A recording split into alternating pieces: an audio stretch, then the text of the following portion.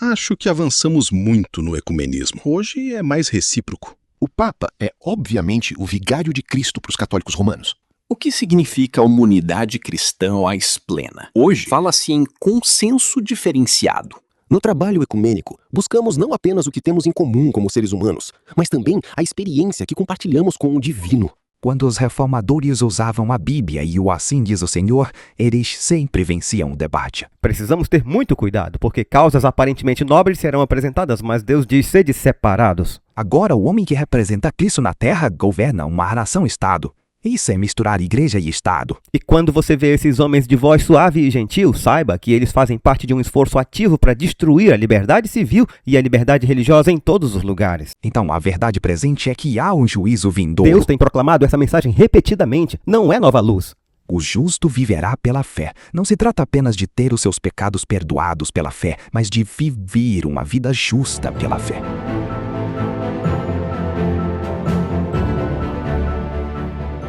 Bem-vindos, irmãos e irmãs, a mais um episódio do Projeto Verdade.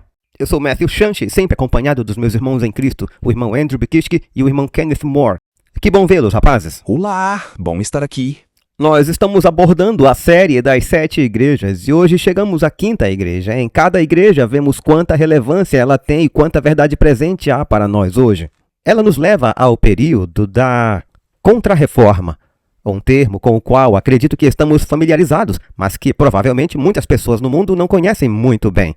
É claro que as pessoas conhecem os reformadores, muitas das igrejas de hoje surgiram a partir daqueles reformadores protestantes, embora muitas delas tenham se afastado de suas raízes. Mas hoje vamos ver um pouco sobre a Contra-Reforma, e na minha mente, quando ouço essa palavra, eu penso na ordem dos jesuítas, que foi literalmente criada para conter os avanços conquistados pela Reforma. E ainda hoje continuamos travando essa batalha, embora eu ache que muitos não percebem que ela ainda está em andamento. Sim, com certeza. Quando você olha para Sardes, vê que a igreja toma um rumo diferente de Tiatira. E por que ela está nessa condição? Cristo apresenta um diagnóstico em sua carta. Mas para entender as 7 igrejas, precisamos olhar para a história, porque seguimos a abordagem historicista. Buscamos o cumprimento das profecias bíblicas nos registros históricos. E naquele período surgiu uma guerra contra a reforma, justamente no final do grande movimento de Tiatira. É importante que o povo de Deus entenda que o inimigo contra o qual Deus adverte está literalmente revelado nas páginas da Bíblia. E poucas pessoas percebem o quanto esse poder continua ativo e presente. Grande parte da influência jesuíta em nível público acontece por meio dos sistemas educacionais. Eu mesmo tive familiares que estudaram em escolas jesuítas, primos, tios e outros parentes que iniciaram seus estudos como protestantes. Infelizmente, ao longo desse processo, alguns deles acabaram se tornando católicos. E para mim, é justamente aí que a Contra-Reforma está direcionada. Esse é o seu propósito, seja pela força, como na Idade das Trevas, seja pelo compromisso e pela adaptação característicos da era atual. Você percebe que o objetivo final é sempre conduzir as pessoas em direção a Roma, mesmo que isso não aconteça de forma totalmente explícita, o que normalmente, se dependesse deles, aconteceria por meio da participação de todos na Eucaristia. Vamos ouvir um pouco mais sobre isso hoje, mas muito do que vemos atualmente na situação dos governos e no estado do mundo, desde a migração em massa até questões envolvendo Igreja e Estado, julgadas pela Suprema Corte dos Estados Unidos, traz a marca de Roma por toda a parte. A Contra-Reforma continua muito viva e atuante. E eu acredito que as pessoas poderão perceber isso hoje quando reagirmos a alguns trechos de vídeos antes de iniciarmos o estudo bíblico sobre Sardes. Embora as táticas sejam um pouco diferentes hoje, a base do método usado para converter o mundo e o objetivo de converter o mundo permanecem em grande parte os mesmos. Por isso, quem pensa que a batalha entre Reforma e Contra-Reforma acabou está muito enganado. Ela está longe de ter terminado. Matt, é interessante você mencionar as escolas. Parece que os jesuítas travam sua luta contra o protestantismo por meio do sistema educacional. Basta pensar em instituições como Georgetown. Elas continuam ativas e exercendo grande influência. E quando observamos algumas das figuras centrais da administração Trump, desde os acontecimentos da Venezuela até o que ocorre no Irã e até mesmo a recente visita ao Vaticano, vemos Marco Rubio em destaque em tudo isso. E eu quero que vocês façam um palpite. Qual religião vocês acham que Marco Rubio segue? Católica Romana.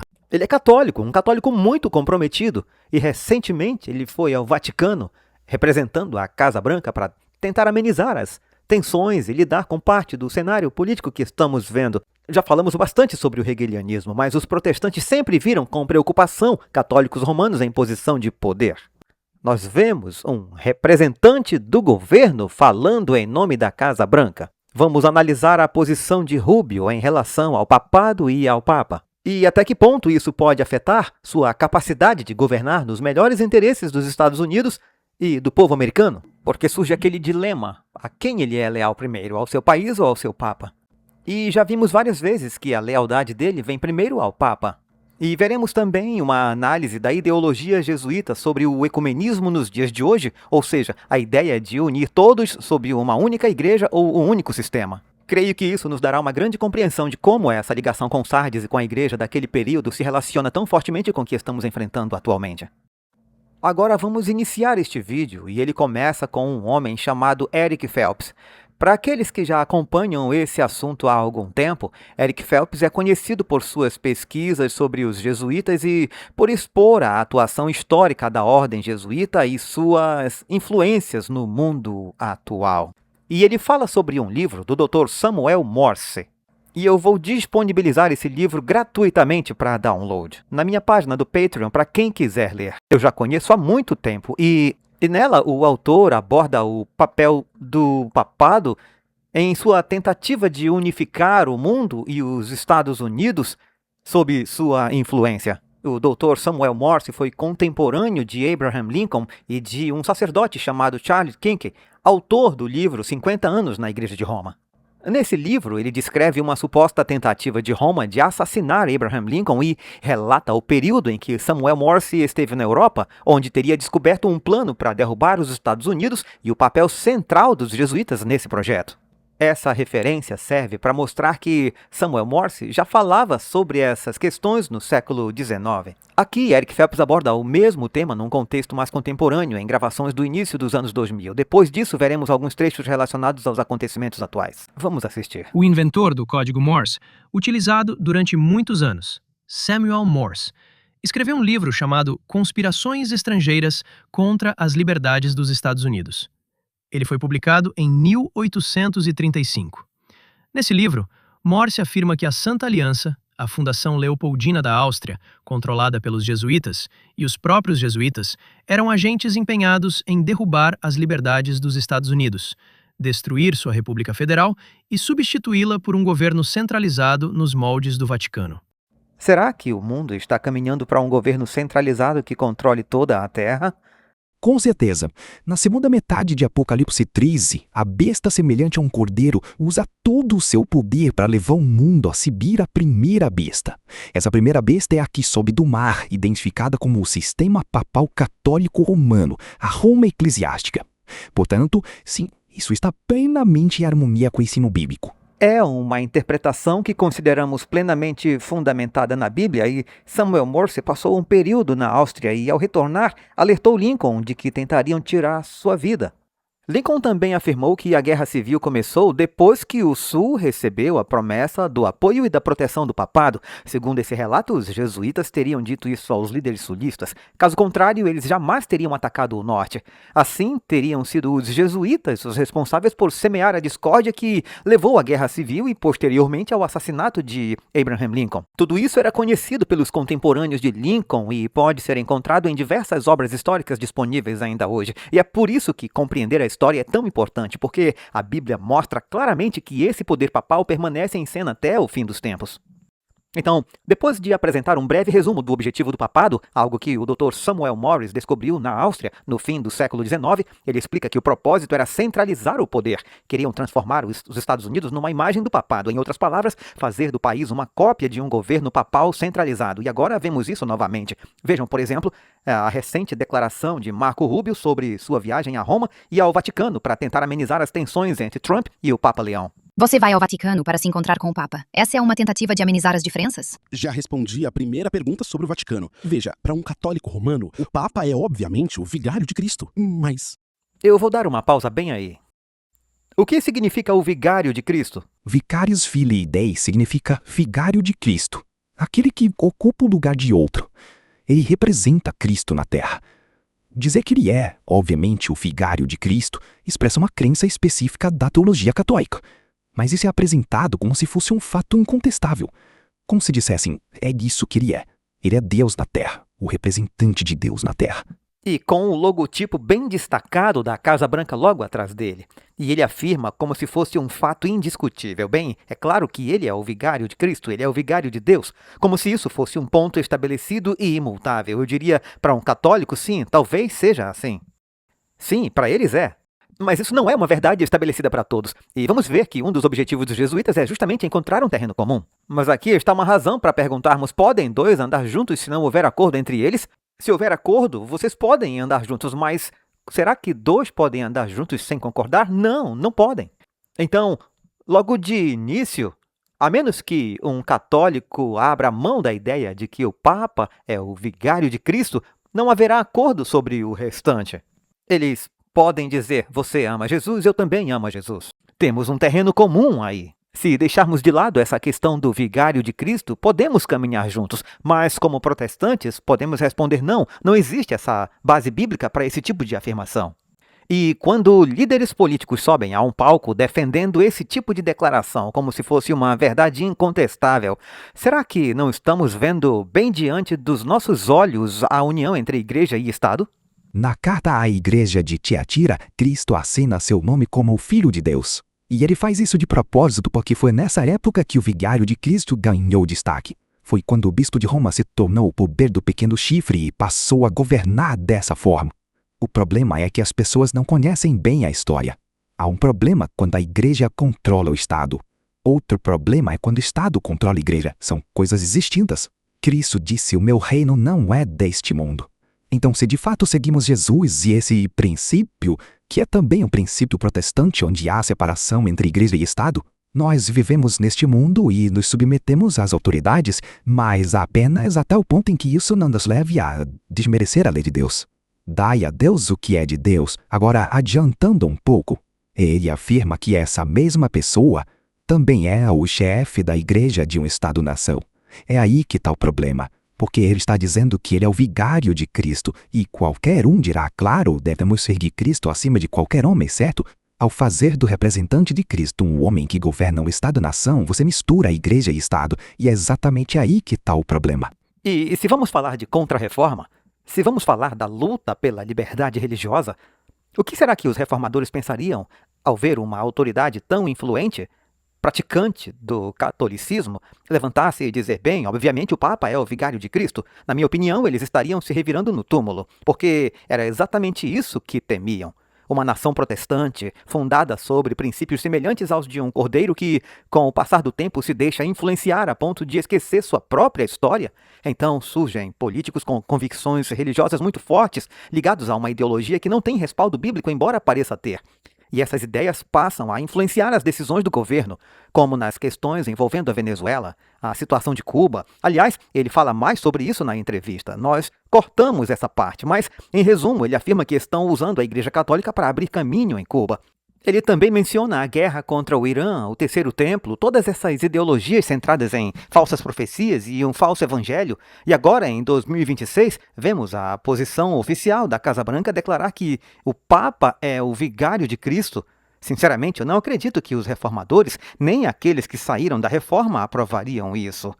Pelo contrário, foi exatamente contra esse tipo de cenário que eles se levantaram. E se estamos falando da igreja de Sardes, logo após a reforma e do avanço da contra-reforma, então é exatamente assim que a contra-reforma atua ao longo do tempo. Ela trabalha em séculos, não em dias, meses ou décadas, como nós costumamos pensar. Ao longo dos séculos, uma nação protestante pode acabar falando como um dragão. E é assim que esse processo, na prática, está se desenrolando diante de nós hoje. O que até mesmo Abraham Lincoln diria?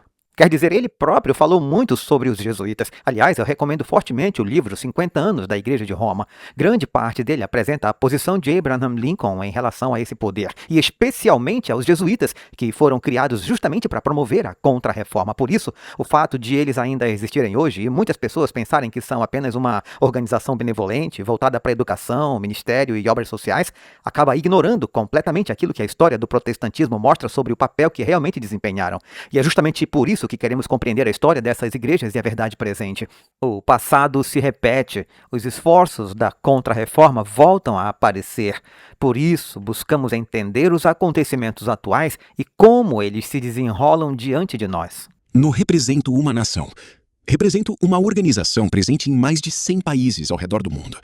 Por isso, mantemos diálogo com o Vaticano com certa frequência, já que ele também está presente em muitos lugares. Já mencionei 2 exemplos. Trabalhamos com a Igreja Católica na distribuição de ajuda humanitária em Cuba. Também compartilhamos a preocupação com a destruição da liberdade religiosa e com a perseguição às minorias cristãs. Certo. Então, encerramos esta primeira parte. E, segundo ele, o papado e o governo dos Estados Unidos atuam regularmente nesses países, especialmente em Cuba. Você e eu já gravamos um vídeo sobre a situação de Maduro na Venezuela, apresentando a ideia de que Cuba estaria há muito tempo sob influência do papado e de que Fidel Castro teria sido um líder de alto escalão controlado pelos jesuítas. Toda a situação em Cuba teria sido encenada e continuaria sendo até hoje, para dar a impressão de que existe um grande conflito. Enquanto isso, a Igreja Católica aparece como a parte boa, levando ajuda humanitária e distribuindo assistência, apesar das tentativas do governo de impedir essas ações. E na visão dele, tudo isso não passa de um grande teatro. E, só para que não nos confundamos sobre o que realmente vai acontecer profeticamente, aquilo que trará a mudança, a verdadeira mudança em direção à marca da besta, na verdade serão os protestantes.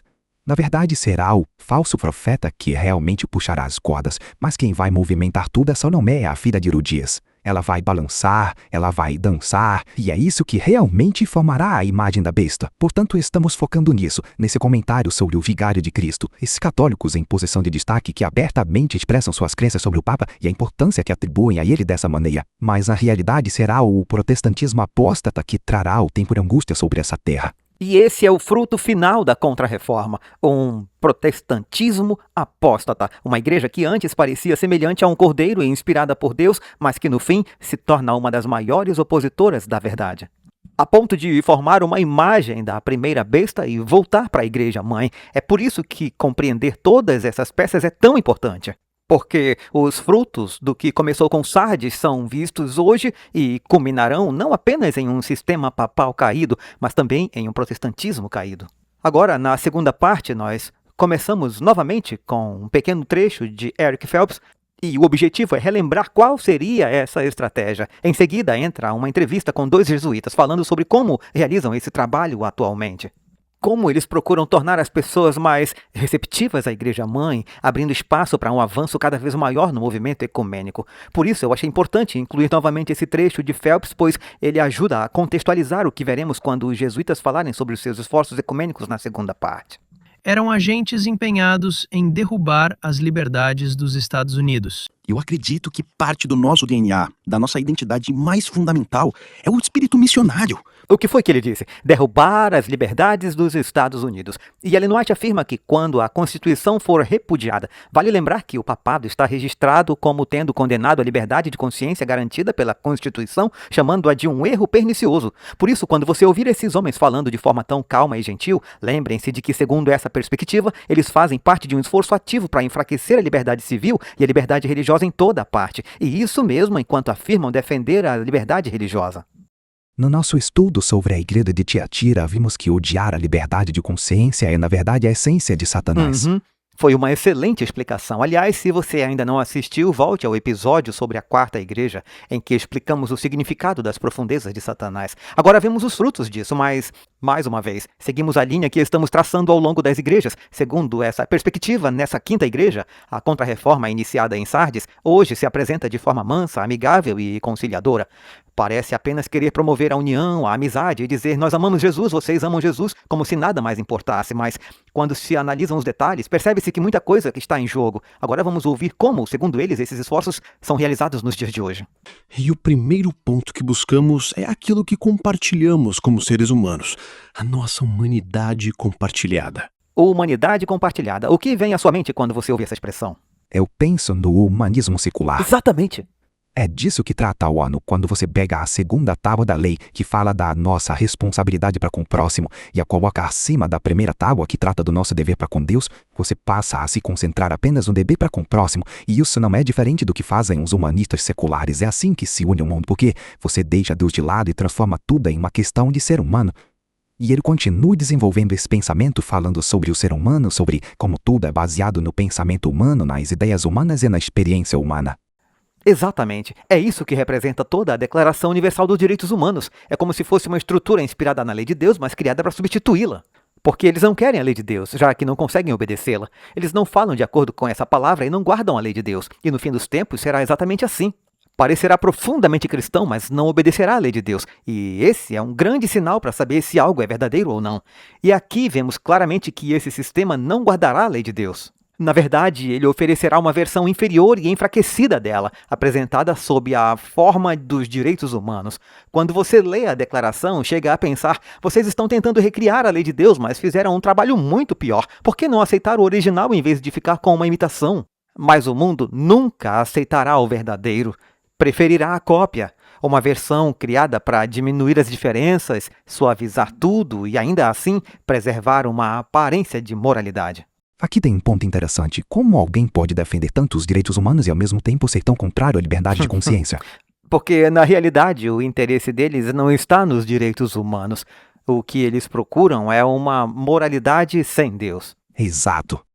Num segundo nível, quando dialogamos com pessoas que têm alguma experiência do divino, ou para quem isso faz sentido, buscamos encontrar um terreno comum. Como podemos superar as diferenças e descobrir aquilo que temos em comum?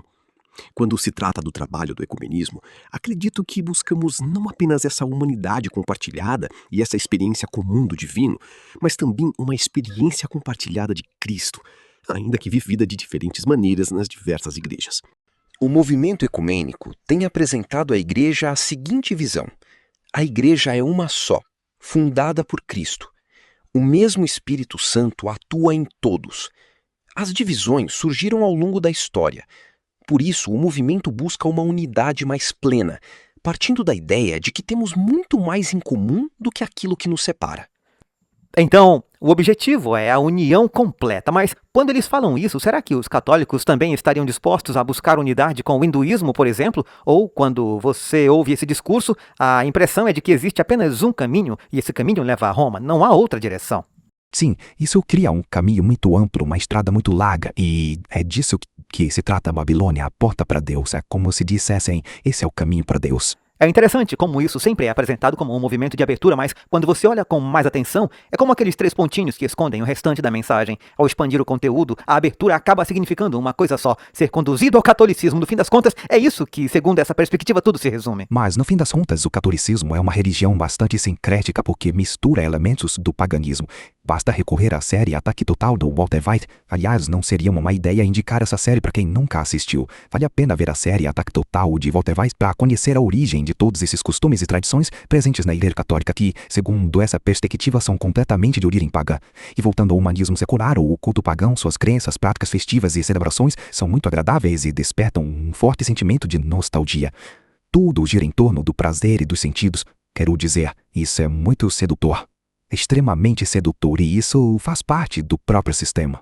Eu só acho que é algo muito sedutor e enganoso. Fazer parecer que todo objetivo é estar aberto e encontrar um terreno comum, quando na verdade a única razão é levar as pessoas ao seu ponto de vista. E no final ele diz: temos muito mais em comum do que diferenças. Eu discordo. Eu diria que temos muito mais diferenças do que coisas em comum quando realmente analisamos os princípios bíblicos do verdadeiro protestantismo em comparação com o catolicismo. Tantas que seria possível escrever romance após romance após romance só sobre elas.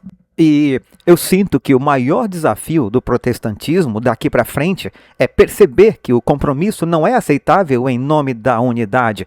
Se esse compromisso significa ceder em questões como ter de passar pela Eucaristia, reconhecer o Papa como vigário de Deus, reconhecer Maria como intercessora, ou qualquer uma das outras blasfêmias que poderíamos mencionar e que impediriam qualquer verdadeira unidade. E nos escritos de Ellen White, ela literalmente afirma que não existe causa suficiente nobre para unir-se a Roma. E essa expressão sempre me chamou a atenção, porque hoje vemos todos esses movimentos em nome das crianças, da proteção das crianças, do combate ao tráfico humano e de tantas outras coisas. E a realidade é que, embora essas causas sejam nobres e nós queiramos que esses problemas sejam enfrentados e, pela graça de Deus, tenham fim para que pessoas inocentes não passem por isso, sabemos que essas coisas continuarão até a volta de Cristo. E muitos desses esforços revestidos de caridade são apenas maneiras de levar você à conformidade, em nome de causas contra as quais, afinal de quem poderia ser. Por isso, precisamos ter muito cuidado. Serão apresentadas causas nobres, aparentemente nobres o suficiente para justificar a unidade. Mas Deus diz, separai-vos. Se não pudermos ter a verdade da Bíblia no centro de todo o diálogo que estamos travando, então não pode haver concessão. Caso contrário, estaremos apenas fazendo cada vez mais concessões em direção ao erro e nisso não há luz. Sim, vamos voltar a falar sobre liberdade religiosa porque isso é muito importante em toda essa conversa. A ética de Deus, desde a criação, é criar seres dotados de livre-arbítrio. Isso significa que se você quiser adorar a Eucaristia ou orar a Maria, você é livre para fazer essas coisas. O problema surge quando essas práticas são usadas para, no fim, coagir ou forçar as pessoas a fazerem parte desse sistema. Foi exatamente isso que aconteceu durante os 1260 anos de domínio sobre a Terra. E quando esse poder voltar a exercer seu domínio, quando o poder temporal lhe for restaurado, quando os reis da Terra se unirem para estabelecer a lei dominical e trazer novamente esse tempo de tribulação em toda a sua intensidade, acontecerá a mesma coisa outra vez. A liberdade de consciência será ameaçada. Eles a chamam de a mais pestilente das heresias. Portanto, mais uma vez, a questão não é realmente a diferença de crenças. A questão é impor as suas crenças às outras pessoas. Sim, mas fazer isso de uma forma tão gentil e tão amável torna isso melhor? Não. Primeiro vem a promessa, depois vem a pressão.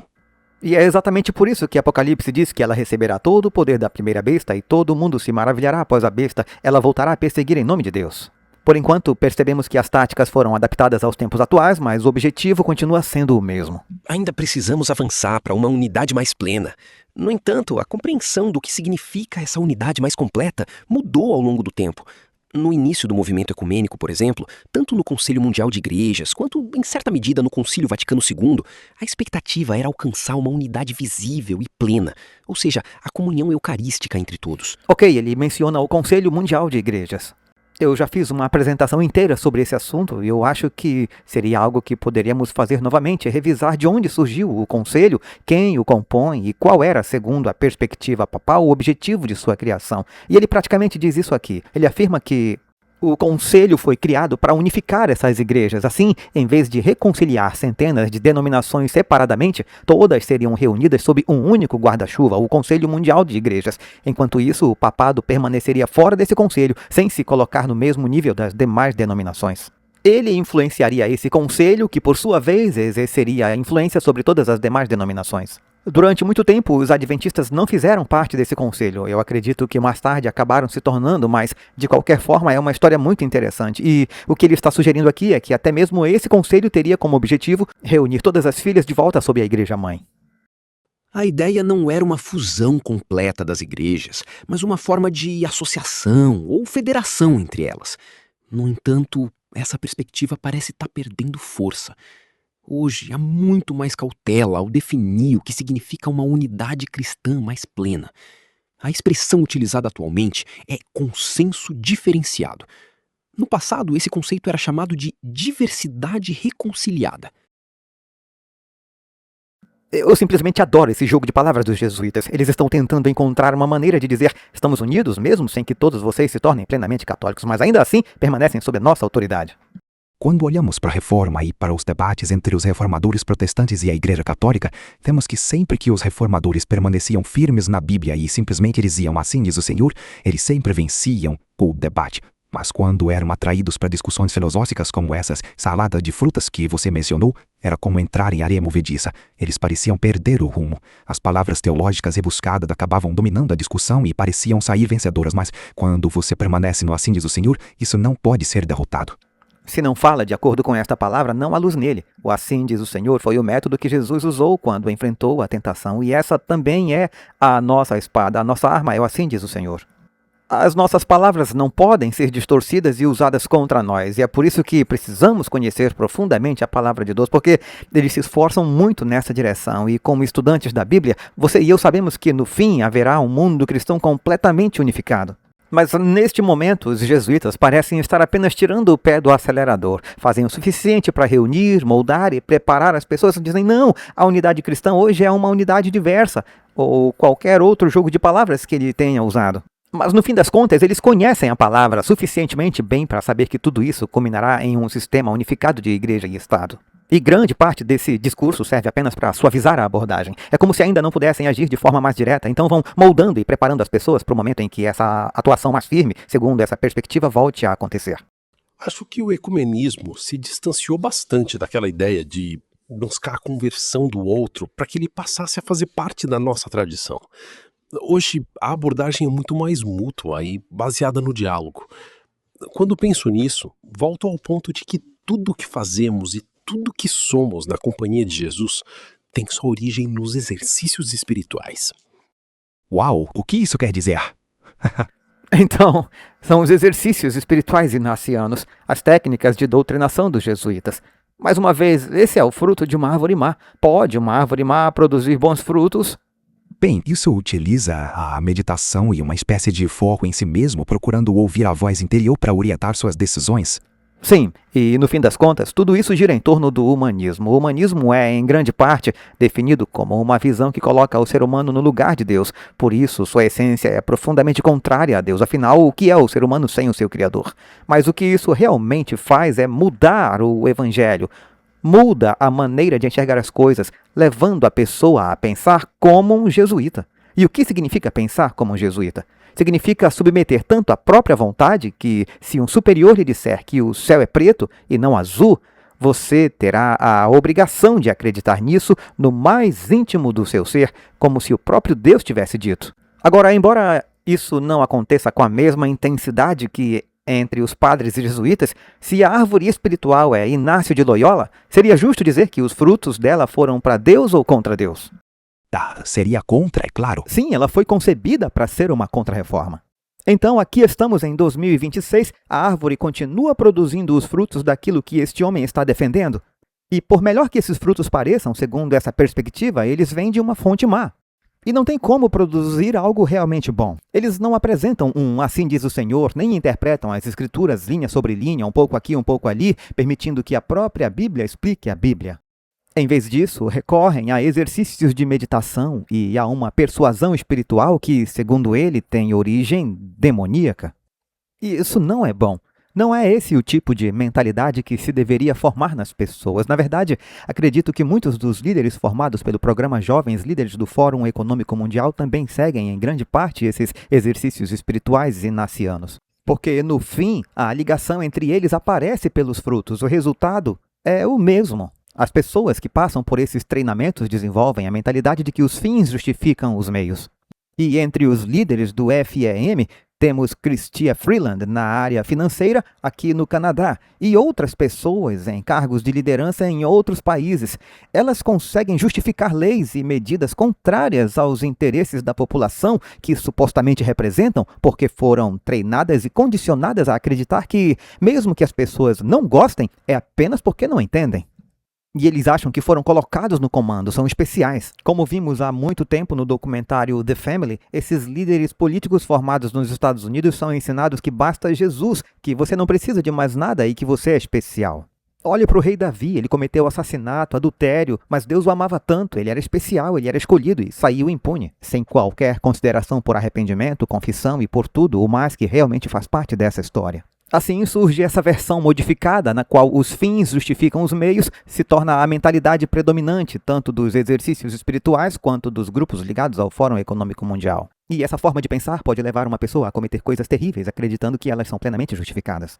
E, Matt, você falou sobre esses exercícios espirituais e sobre essa oração contemplativa que muitos cristãos estão praticando. Quando se observa isso de perto, parece realmente um sistema ocultista. É o espiritualismo entrando no cristianismo. E isso, segundo essa perspectiva, mostra que o catolicismo romano é um sistema ocultista revestido de linguagem cristã. Não se trata de um sistema fundamentado na Bíblia, mas Não. no espiritualismo. Isso é espiritualismo e produz exatamente frutos que não estão em harmonia com as Escrituras. Tem um conhecido comentarista político, Steve Bannon, que participou da primeira campanha de Trump. Ele disse que os exercícios espirituais o salvaram do alcoolismo. Você encontrará muitas pessoas dizendo que os exercícios espirituais as ajudaram, mas é por isso que eu gosto tanto das palavras de Jesus. Pode uma árvore má produzir bons frutos? Porque se sabemos que a fonte é má, Deus pode fazer o bem surgir do mal, mas isso não significa que haja algo de bom na própria fonte. Então, tudo bem, você deixou o álcool, mas e depois? Agora você está profundamente enraizado na espiritualidade inaciana, nessa ideologia espiritual que acaba conduzindo você pelo caminho da destruição. Você ganhou mesmo alguma coisa abandonando o álcool, mas abraçando uma doutrina e uma forma de pensar que o levarão à destruição? É por isso que eu penso que os jesuítas são tão perigosos. Eles cuidam das necessidades das pessoas, parecem ajudar, mas no fim essa alma acaba sendo desviada do caminho. E os exercícios espirituais começam com aquilo que chamamos de princípio e fundamento. A ideia é que existe um modelo, um projeto do que significa ser uma pessoa humana. Hoje, a motivação mudou. Em vez de buscar, acima de tudo, uma unidade visível, a prioridade passou a ser viver a caridade cristã mesmo em meio às divisões existentes. Mesmo que ainda não tenhamos comunhão plena uns com os outros, nem unidade completa em todos os aspectos, enfatizamos aquilo que realmente importa, a possibilidade de trabalharmos juntos. Paradoxalmente, é justamente quando trabalhamos lado a lado com pessoas que têm convicções muito diferentes das nossas que passamos a conhecê-las melhor e elas passam a confiar em nós. Ele conclui dizendo: confiem mais em nós. É assim que termina. Nós o conhecemos e eles passam a confiar em nós. Esse é o objetivo deles, conquistar a sua confiança. E este é o resultado da Contra-Reforma. Agora vamos entrar na igreja de Sardes e ver o quanto tudo isso é realmente relevante. Porque não estamos apenas olhando para acontecimentos atuais como se existissem isoladamente, limitados ao momento em que vivemos. Estamos vivendo o resultado de séculos de preparação. Chegamos ao ponto de ver Marco Rubio ocupando uma posição de destaque. 7 dos 9 ministros da Suprema Corte são católicos romanos. Vemos os frutos da ordem jesuíta permeando praticamente todos os setores da sociedade americana, exatamente como o Dr. Samuel Morris afirmou e, indo ainda mais longe, exatamente como a Bíblia havia predito que aconteceria. Irmão, agora eu gostaria que você nos conduzisse por esse estudo tão importante e oportuno, mostrando como a igreja de Sardes enfrentou os estágios iniciais desse processo, como o período pós-reforma lidou com essas questões e como nós voltaremos a enfrentá-las no tempo do fim.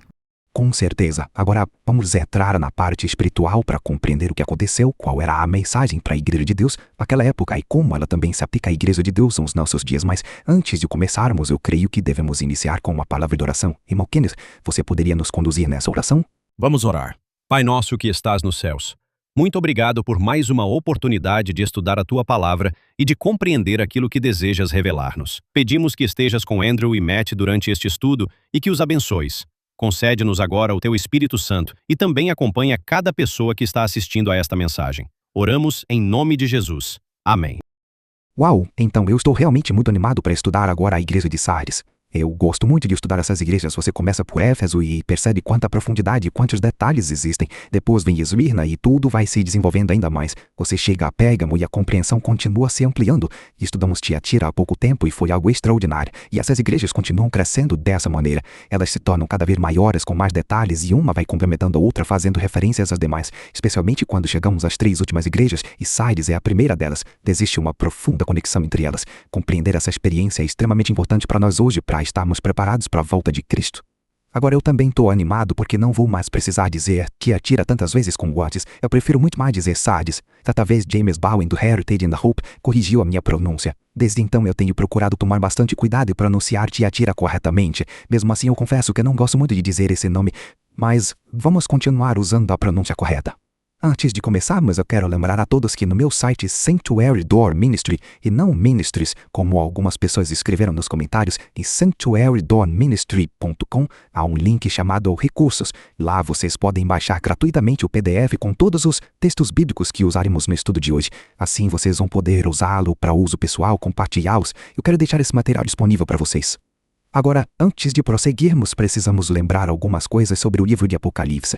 Ele apresenta os últimos 2000 anos da história da Terra antes da volta de Jesus. Essa história também é retratada por meio de 7 igrejas que representam 7 períodos distintos. Essas são as 7 igrejas. Elas formam a camada fundamental do livro de Apocalipse, como vimos no estudo anterior sobre a igreja de Tiatira. No final do próprio Apocalipse, Cristo declara que enviou todas essas mensagens às 7 igrejas. Portanto, compreender as 7 igrejas é fundamental para entender o livro do Apocalipse, e tudo o que ele contém é verdade presente para nós hoje. Há uma estrutura semelhante em cada uma das igrejas. Cada carta possui 7 passes. Há uma saudação, uma identificação, uma condição da igreja, um problema, um conselho, uma promessa e um encerramento. Nas últimas cartas, essa ordem muda. O encerramento passa a vir depois da promessa para enfatizar novamente a necessidade de ouvir o Espírito de Deus enquanto ele transmite essa mensagem. Agora chegamos a Sardes, que vem logo após as últimas obras mencionadas do final da carta a Tiatira. Em Tiatira, as últimas obras foram maiores do que as primeiras porque a reforma protestante começou em 1517 e atingiu seu ponto culminante por volta de 1565. Agora seguiremos a partir do período posterior a 1565, examinando a saudação, a introdução e a condição da igreja de Sardes em Apocalipse 3, verso 1. Ao anjo da igreja em Sardes escreve: estas coisas diz aquele que tem os 7 Espíritos de Deus e as 7 estrelas. Conheço as tuas obras, que tens nome de que vives, mas estás morto. A primeira coisa que podemos notar é que a condição da igreja já aparece na própria saudação e na identificação. Há uma razão pela qual Deus vai direto ao ponto e fala imediatamente sobre a condição da igreja. Mas comecemos pelo nome da igreja. A palavra Sardes significa aquilo que permanece. Portanto, Cristo já está fazendo referência a algo que permaneceu, e se algo permaneceu, significa que existia anteriormente. Esta é a igreja que surge da igreja anterior, aquilo que permaneceu dela. Também precisamos compreender a identificação ou a assinatura desta carta. Sempre que estudamos essas cartas, uma das coisas mais importantes é entender como Cristo assina o seu nome no início. Nós já ouvimos apresentar-se como a Palavra de Deus, já ouvimos enfatizar a Palavra de Deus, já ouvimos apresentar-se como Filho de Deus, agora, porém, ele assina o seu nome de uma maneira diferente. O texto diz: estas coisas diz aquele que tem os 7 Espíritos de Deus. Onde mais encontramos os 7 Espíritos de Deus na Bíblia? Podemos permanecer no próprio Apocalipse e avançar até Apocalipse 4, verso 5. Do trono saíam relâmpagos, vozes e trovões, e diante do trono ardiam 7 tochas de fogo. Onde já vimos essas 7 tochas de fogo? No primeiro capítulo de Apocalipse, eles correspondem aos 7 candeeiros de ouro, certo? Ardiam diante do trono, que são os 7 Espíritos de Deus. Portanto, temos uma relação entre os 7 Espíritos, as 7 tochas e o fogo. São os mesmos candeeiros mencionados em Apocalipse 1. Agora, precisamos encontrar no Evangelho essa ligação entre o Espírito e o fogo, porque esse é justamente o destaque aqui. 7 tochas de fogo, que são os 7 Espíritos de Deus, o Espírito de Deus e o fogo. Em Mateus 3, João Batista declara: eu vos batizo com água para arrependimento, mas aquele que vem depois de mim é mais poderoso do que eu, cujas sandálias não sou digno de levar. Ele vos batizará com o Espírito Santo e com fogo. Percebam novamente esses 2 elementos juntos: 7 tochas de fogo, 7 Espíritos de Deus, Espírito Santo, fogo. Quando essa promessa se cumpriu, vemos em Atos 2, versos 3 e 4. E apareceram distribuídas entre eles línguas como de fogo, e pousou uma sobre cada um deles. Todos ficaram cheios do Espírito Santo e passaram a falar em outras línguas, segundo o Espírito lhes concedia que falassem. Se voltarmos aos estudos anteriores, especialmente aos que tratam do santuário, veremos que falamos sobre o lugar santo e seus móveis. Ali identificamos os candeeiros e identificamos os candeeiros como representando o povo de Deus, certo? Mas o povo por si só não é nada se os candeeiros não estiverem cheios de azeite. E o azeite alimenta o fogo. Assim, podemos ver que esses são o povo de Deus cheio do Espírito Santo. E, mais uma vez, o fogo aparece ligado a essa ideia. O fogo também descreve a divindade de Deus. O nosso Deus é fogo consumidor. Vimos isso no estudo de Tiatira. Portanto, é Ele quem enche os candeeiros. É Ele quem enche a sua igreja com seu Santo Espírito. Agora, os 7 Espíritos de Deus também estão ligados a outra passagem. Em Apocalipse 5, verso 6, lemos: então vi no meio do trono e dos 4 seres viventes, e entre os anciãos, um cordeiro como tendo sido morto. Ele tinha 7 chifres e 7 olhos, que são, novamente, os 7 Espíritos de Deus enviados por toda a terra. Então, depois que o cordeiro foi morto, 7 Espíritos enviados por toda a terra. Onde na Bíblia você acha que tem um lugar onde Cristo E já tendo sido morto como o cordeiro, agora está sendo enviado por toda a terra. Na comissão do Evangelho, em Mateus 28, versos 19 e 20, ide, portanto, fazei discípulos de todas as nações, batizando-os em nome do Pai, do Filho e do Espírito Santo, ensinando-os a guardar todas as coisas que vos tenho ordenado. E eis que estou convosco todos os dias até o fim do mundo. E como Ele está conosco? Por meio do Espírito Santo, seus candeeiros cheios do Espírito Santo. Portanto, aqui vemos o Cordeiro depois de ter sido morto e, como você bem disse, concedendo a grande comissão do Evangelho. Isso faz parte da sua assinatura. É a assinatura e a identificação desta carta, e a ênfase está nos 7 Espíritos de Deus, ou seja, no Espírito Santo. Em Apocalipse 5, verso 6, lemos: tinha 7 chifres e 7 olhos, que são os 7 Espíritos de Deus. Mas o que isso significa? O que representam os chifres? Pelo estudo das profecias bíblicas, sabemos que os chifres representam... Sim, representam reinos. Reinos, certo. Mas não vamos parar por aí, vamos aprofundar esse assunto. Vamos para Daniel, capítulo 8, verso 7. O texto diz: vi quando ele se aproximou do carneiro. Essa é a visão do carneiro e do bode, certo? E, tomado de grande furor contra ele, feriu o carneiro e lhe quebrou os 2 chifres. E qual foi a consequência de os 2 chifres serem quebrados? Não havia mais poder. Então, algo quebrou, os chifres quebraram, então não havia mais poder. Sim. Então, o que os chifres representam? Não apenas reinos. E isso faz sentido porque reinos e reis precisam... Eles têm que ter poder para continuar no poder. Portanto, representa a perda do poder. Agora vamos ligar esses chifres novamente a Cristo. Já vemos os 7 Espíritos de Deus, agora vemos os 7 chifres e os 7 olhos. Como devemos entender os chifres em relação a Jesus? E Abacuque 3, verso 4 diz: o seu resplendor era como a luz, e raios saíam de sua mão. Da sua mão, então vejamos, um cordeiro aparece como tendo sido morto. Onde estão as marcas que mostram que ele foi morto? Nas mãos e nos pés. Nas suas mãos, certo? Assim vemos chifres saindo de suas mãos e ali estava oculto o seu poder. Portanto, podemos entender que os chifres também representam poder. Os chifres representam as marcas da sua crucifixão. Agora, Mateus 28 confirma isso. Voltando ao capítulo da Grande Comissão, no verso 18, Jesus disse: toda a autoridade me foi dada no céu e na terra. Toda a autoridade, todo o poder. E quantos chifres ele tem? 7 chifres. E 7 é o número da plenitude. Toda a autoridade me foi dada no céu e na terra. Assim podemos ver que, saindo de suas mãos está o seu poder. É o poder da cruz, do seu sacrifício, o poder do seu sangue sendo aplicado na vida do ser humano. Agora vamos falar sobre os 7 olhos. Já vimos os 7 Espíritos de Deus enviados por toda a terra, os 7 chifres e os 7 olhos. Já falamos dos 7 chifres. Lembrem-se que já tratamos desse assunto no estudo da igreja de Tiatira. Efésios 1, 17 e 18. Deus vos conceda espírito de sabedoria e de revelação no pleno conhecimento dele, sendo iluminados os olhos de vosso entendimento. Percebam os elementos que aparecem juntos: conhecimento, sabedoria, revelação, iluminação, entendimento. Olhos são os olhos da sabedoria. O que é a sabedoria? Também encontramos essa ideia aqui. Provérbios 4, 7. A sabedoria é a principal coisa. Adquire, pois, a sabedoria, sim, com tudo o que possuis adquire o entendimento. Então, olhos, sabedoria. Olhos sendo a coisa principal, a sabedoria a coisa principal. Agora, de onde você acha que vem a falsificação disso?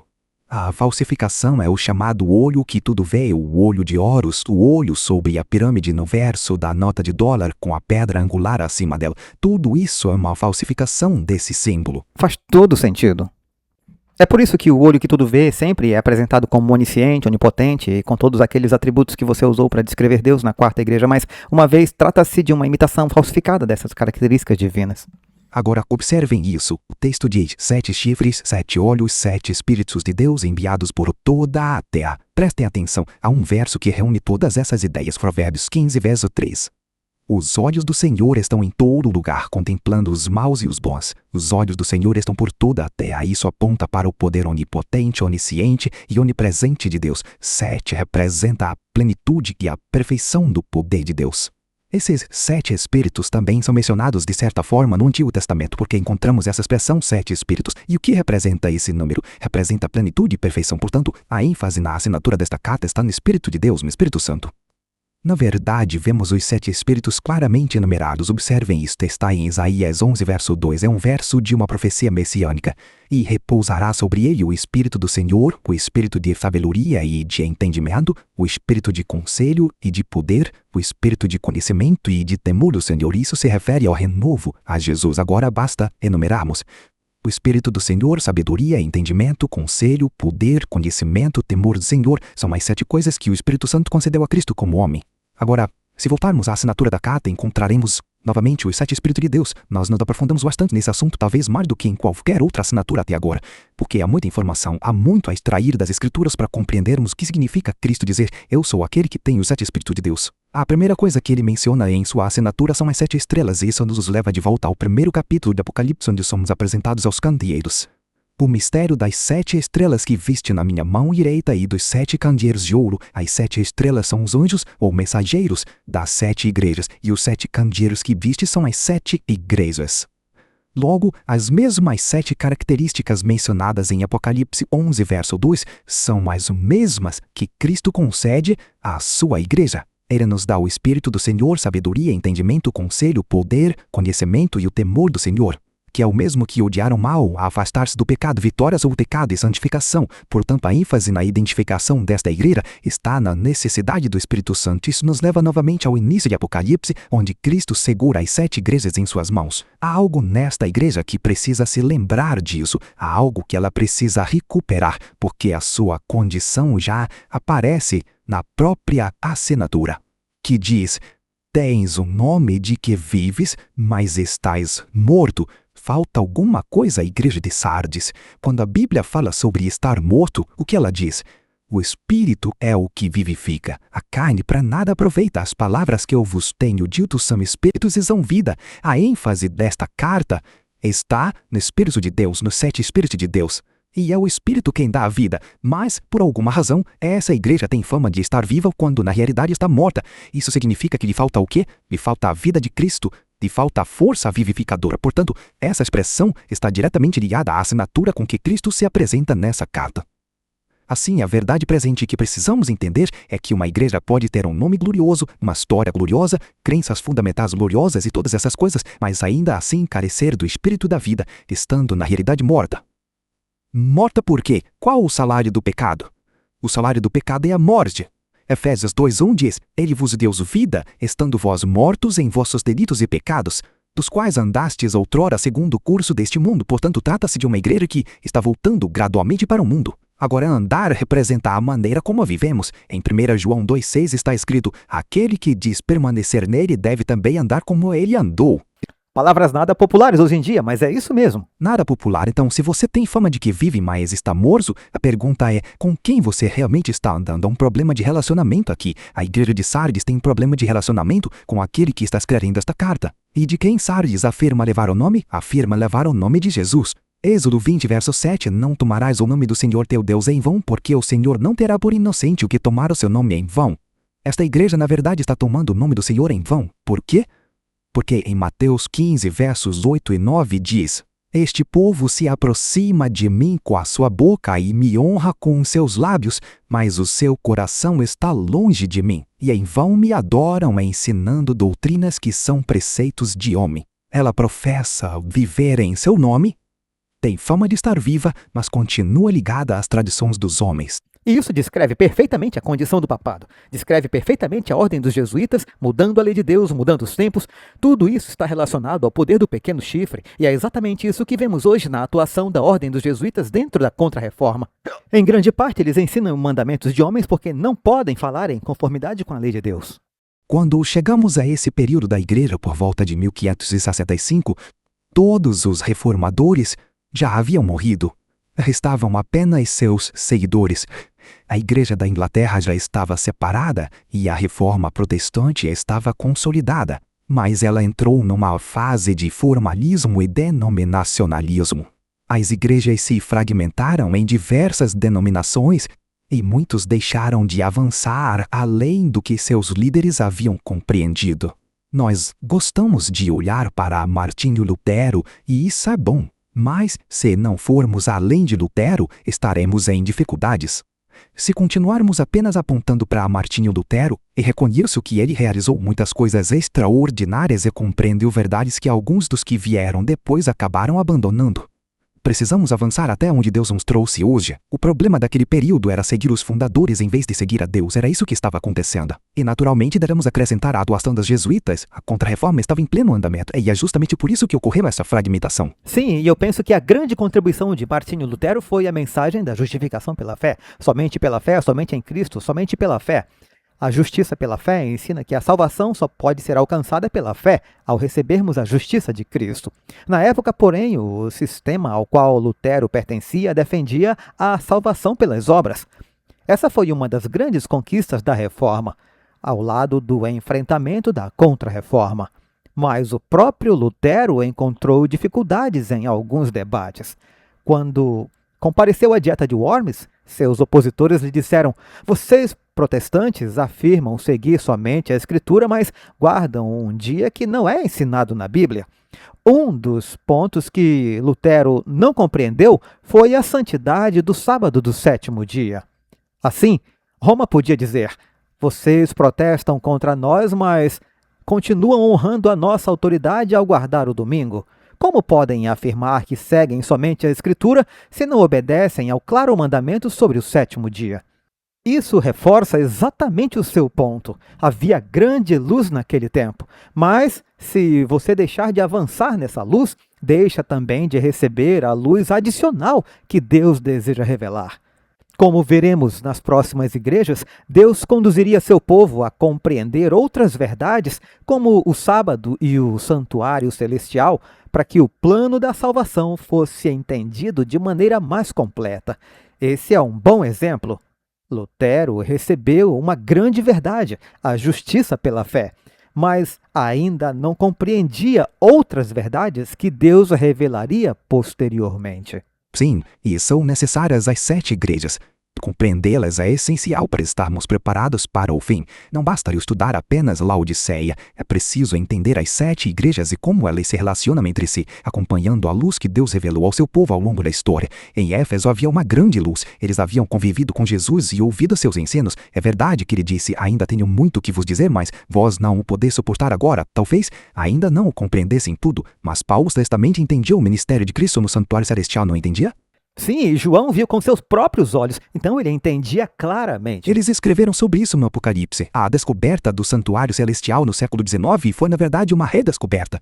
Não era uma doutrina nova, mas a recuperação da luz que existia nos dias de Cristo e que seus discípulos já compreendiam. Voltando ao texto, "Em vão me adoram." No grande conflito, a questão central é muito simples.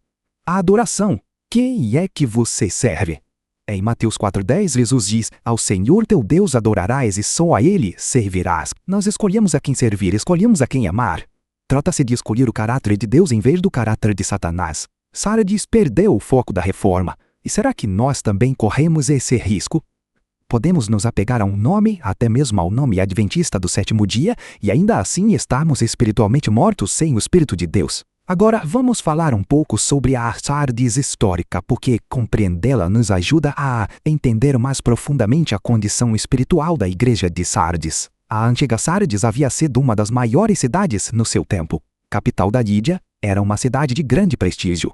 Mas, quando esta carta foi escrita, já havia perdido toda a sua glória e se encontrava em decadência.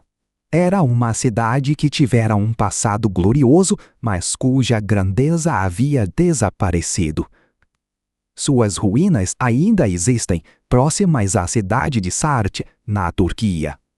Da mesma forma, a Reforma conseguiu restaurar a Bíblia como regra de fé, mas ali a igreja ainda estava espiritualmente morta. Com a Contra-Reforma jesuíta e o Concílio de Trento entre 1542 a 1565, a tradição foi colocada ao lado das Escrituras. Assim, embora a Bíblia fosse oficialmente aceita, ela continuava sendo misturada às tradições humanas. Era a mesma ideia vista no vídeo que assistimos no início. Unir todos, reunir todos, reintroduzindo as tradições dos homens para formar um sistema de falsa unidade. Até mesmo no episódio recente que fizemos sobre o Sábado Nacional, ele foi apresentado como uma tradição judaica. Essa é uma estratégia muito sutil, ela traz marcas claras da influência papal. Porque quando o sábado é reduzido ao nível de uma tradição, ele passa a ser visto como algo que pode ser alterado, modificado ou até substituído por outra tradição. Mas a palavra de Deus é imutável, o sábado também é imutável. Assim, quando o sábado é retirado das Escrituras e colocado no campo da tradição, sua natureza fundamental é alterada. Ou seja, mesmo chamando a atenção para o verdadeiro sábado, eles acabam enfraquecendo sua autoridade ao apresentá-lo apenas como uma tradição judaica. Sim, então, a Igreja Reformada praticamente ficou onde seus fundadores a deixaram. Ela não avançou além disso. Depois da grande luz que brilhou ao sair da Idade Média, aquelas últimas obras maiores do que as primeiras, surge Sardes. Uma igreja que um dia foi grande, mas agora é apenas uma casca, tem nome, mas já não tem vida. Então, como isso se aplica a nós hoje como verdade presente? Será que nós também sofremos um ataque? E eu estou usando essa palavra de forma bem intencional. Será que também sofremos um ataque da Contra-Reforma, mesmo depois de termos recebido grande luz? Sem dúvida, basta olhar para o estado das igrejas hoje. Olhe para a situação da igreja adventista. Há uma razão pela qual chegamos à Laodiceia. O quadro não é nada animador. E isso é resultado de uma Contra-Reforma bem-sucedida, mas isso não significa dar crédito aos jesuítas. Na verdade, isso nos chama à responsabilidade como povo de Deus por termos permitido que esse tipo de coisa acontecesse. E essa responsabilidade não pode simplesmente ser transferida. Dizendo os jesuítas são maus, o diabo está por trás de tudo isso. Deus é maior do que todas essas coisas. E seu povo tem acesso, ainda que com uma fé do tamanho de um grão de mostarda, ao poder capaz de vencer todos os esforços do inimigo. Mas muitas vezes somos mortos nessa luta, e eu me incluo nisso, quando nos comparamos com nossos irmãos do passado, profetas, apóstolos e reformadores, percebemos o quanto ficamos aquém deles. Com certeza, não há nem comparação. É como a noite e o dia. Mas é impressionante pensar no que Deus ainda fará por meio de nós hoje. Como o barro e o ouro. Sim, mas ainda é impressionante o que Deus fará com a sua igreja hoje. É nisso que precisamos depositar a nossa fé. Agora vamos ao centro do problema, apresentado nesta carta. Até aqui vimos apenas o primeiro verso. A saudação, a identificação e a condição da igreja. Agora chegamos ao problema em Apocalipse 3, verso 2. Ser vigilante e fortalece o que resta e que estava para morrer, porque não tenho achado íntegras as tuas obras diante do meu Deus. Agora, o que significa ser vigilante? A que isso se refere? Abacuque 2, verso 1. Por-me-ei na minha torre de vigia, estarei sobre a fortaleza e vigiarei para ver o que Deus me dirá e o que responderei quando for repreendido. Portanto, quando Cristo diz ser vigilante, está chamando a igreja a fazer exatamente isso. Se as obras deles não eram perfeitas diante de Deus, é porque não estão vigiando. E se eles não estão vigiando, o que deixaram de fazer? Deixaram de ouvir o que Deus lhes dizia quando eram repreendidos. Não queriam ouvir a repreensão de Deus. E é exatamente isso que Abacuque 2, verso 1 descreve. Ficar de vigia para ouvir o que Deus dirá e como responder quando vier a repreensão. Ou seja, eles não estavam ouvindo a instrução e a correção de Deus transmitidas pelo Espírito Santo. Por isso, Cristo se apresenta nesta carta como aquele que possui os 7 Espíritos de Deus. É o Espírito Santo quem procura falar com essa igreja. Lembram da vigilância do Getsemane? A verdade presente para nós às vésperas da crise final é a compreender o que aconteceu no Getsemane, não é mesmo? Isso mesmo, todos acabaram dormindo. Todos adormeceram, mas o que Jesus lhe disse, vigiem e orem para que não entrem em tentação. Tentação para quê? Para o pecado, certo? Trata-se de uma igreja que tem nome de viva, mas está morta. O espírito, na verdade, está pronto, mas a carne é fraca. Em Lucas encontramos uma passagem semelhante. O Senhor disse: Simão, Simão, Satanás pediu para vos peneirar como trigo, mas eu roguei por ti para que a tua fé não desfaleça. E tu, quando te converteres, fortalece os teus irmãos. Há um ponto importante aqui. Qual é o centro do problema? Porque Apocalipse diz: fortalece o que resta. E em Lucas, Cristo diz: roguei por ti, para que a tua fé não desfaleça, fortalece os teus irmãos. Do que precisava ser fortalecido era a fé estava fraca. É a isso que se refere, não estar plenamente convertido. Estar fraco na fé está relacionado a não estar plenamente convertido. Agora, fortalece os teus irmãos? Na fé em quê? Fortalece o que resta, fortalece os teus irmãos em quê? Sardes tem um nome que quer dizer aquilo que permanece. Portanto, o que resta se refere a algo que já existia antes. E o que havia em Tiatira? Algo que havia em Tiatira, mas ali não. Era isso que deveria ser fortalecido. Em Abacuque 2, verso 4, encontramos o texto que você mencionou há pouco, quando Martinho Lutero subia de joelhos à escadaria santa, ouviu estas palavras: o justo viverá pela fé. É a justiça pela fé. A grande descoberta da reforma foi esta: o justo viverá pela fé. E isso está em contraste direto com a doutrina do Vaticano. Quando ouvimos sacerdotes jesuítas dizendo: buscamos a humanidade comum, o encontro comum, temos mais coisas em comum do que diferenças, surge uma questão. Se de um lado está a mensagem de que o justo viverá pela fé e do outro o justo viverá pelas obras, essa é justamente uma das diferenças fundamentais. Pode haver verdadeira unidade se não houver acordo nesse ponto? E é por isso que há tanto esforço para nos concentrarmos apenas no que temos em comum e deixarmos de lado as diferenças, porque essas diferenças são abismos que não podem ser reconciliados sem a ponte que é Jesus Cristo. E quando você atravessa essa ponte, chega ao lado da verdade, não do erro. Não é possível sustentar uma religião baseada nas obras e ao mesmo tempo permanecer do lado da verdade.